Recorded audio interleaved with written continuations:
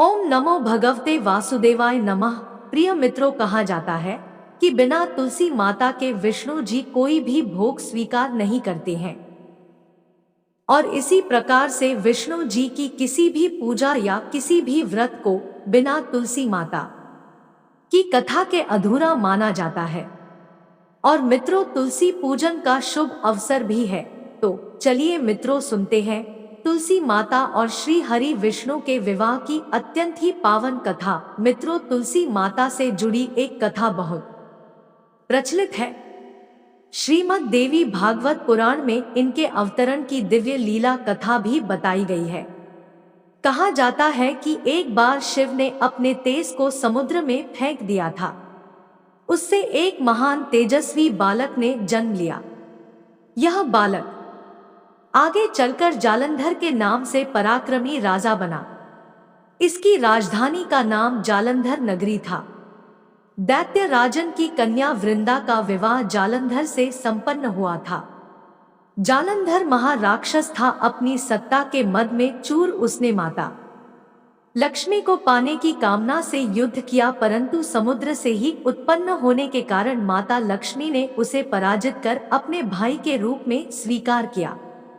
वहां से पराजित होकर वह देवी पार्वती को पाने की लालसा से कैलाश पर्वत पर गया। जालंधर ने भगवान देवाधिदेव शिव का ही रूप धरकर माता पार्वती के समीप गया, परंतु मां पार्वती ने अपने योगबल और सतीव से उसे तुरंत पहचान लिया तथा वहां से अंतर्ध्यान हो गई। देवी पार्वती ने क्रोधित होकर सारा वृतांत भगवान विष्णु को सुनाया। दरअसल जालंधर की पत्नी वृंदा अत्यंत पतिव्रता स्त्री थी। उसी के पतिव्रत धर्म की शक्ति से जालंधर न तो मारा जाता था और न ही पराजित होता था। इसीलिए जालंधर का नाश करने के लिए वृंदा के पतिव्रत धर्म को भंग करना बहुत जरूरी था। इसी कारण भगवान विष्णु ऋषि का वेश धारण कर वन में जा पहुंचे, जहां वृंदा अकेली भ्रमण कर रही थी। भगवान के साथ दो मायावी राक्षस भी थे, जिन्हें देखकर वृंदा भयभीत हो गई। ऋषि ने वृंदा के सामने अपने बाल और तप से दोनों को भस्म कर दिया। उनकी शक्ति को देखकर वृंदा ने कैलाश पर्वत पर महादेव के साथ युद्ध कर रहे अपने पति जालंधर के बारे में पूछा। ऋषि ने अपने माया जाल से दो वानर प्रकट किए। एक वानर के हाथ में जालंधर का सिर था तथा दूसरे के हाथ में उसका धड़ था। अपने पति की यह दशा देखकर वृंदा मूर्छित होकर गिर पड़ी। होश में आने पर उन्होंने ऋषि रूपी भगवान से विनती की कि वह उसके पति को जीवित कर दे। भगवान ने अपनी माया से पुनः जालंधर का सिर धड़ से जोड़ दिया, परंतु स्वयं भी वह उसी शरीर में प्रवेश कर गए। वृंदा को इस छल का जरा आभास न हुआ। जालंधर बने भगवान के साथ वृंदा का पतिव्रता का व्यवहार करने लगी, जिससे उसका सतीत्व भंग हो गया। ऐसा होते ही वृंदा का पति जालंधर युद्ध में हार गया। इस सारी लीला का जब वृंदा को पता चला तो उसने क्रोधित होकर भगवान विष्णु को शिला बन जाने का श्राप दे दिया।